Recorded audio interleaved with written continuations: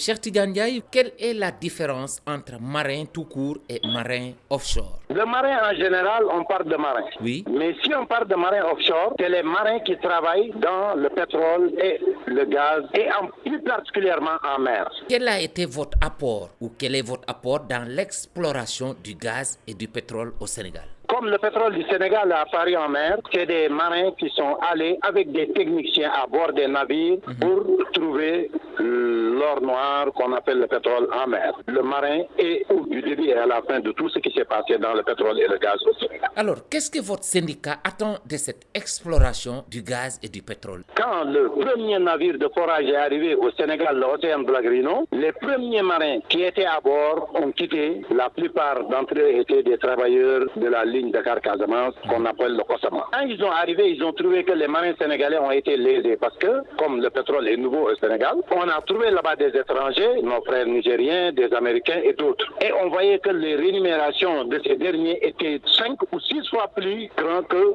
ce qu'on payait au Sénégal. C'est là, en 2021, on a formé le syndicat national des gens de mer du Sénégal pour défendre l'intérêt matériel et moraux des marins sénégalais qui vont travailler et dans l'offshore, et dans la pêche, et dans le commerce au Sénégal. Alors, Cheikh Tidiane Ndiaye, est-ce que votre syndicat a des recommandations pour que le Sénégal puisse tirer des réels bénéfices de son gaz et de son pétrole? Il y a l'injustice en mer, il y a à Sangomar, il y a le Expresso Léopold Sédar Senghor, et l'exploitation a commencé, il y a des travailleurs sénégalais, mais il y a des travailleurs étrangers, et l'objectif c'est quoi? C'est d'essayer de tout faire pour que ces métiers de l'offshore, les jeunes sénégalais l'embrassent, l'apprennent, le connaissent pour que de fur et à mesure qu'on avance, pour qu'on puisse remplacer ces étrangers par des Sénégalais. Ça sera beaucoup d'argent qu'on va gagner qui va rester au pays. Ça n'a rien à voir avec les parts que le Sénégal va gagner, mais au moins que la population du Sénégal gagne de l'argent à travers ces métiers. Mais jusqu'à présent, les autorités n'ont pas encore cette oreille envers les gens de mer sénégalais pour comprendre qu'il y a beaucoup de métiers actuellement que les étrangers occupent à bord de ces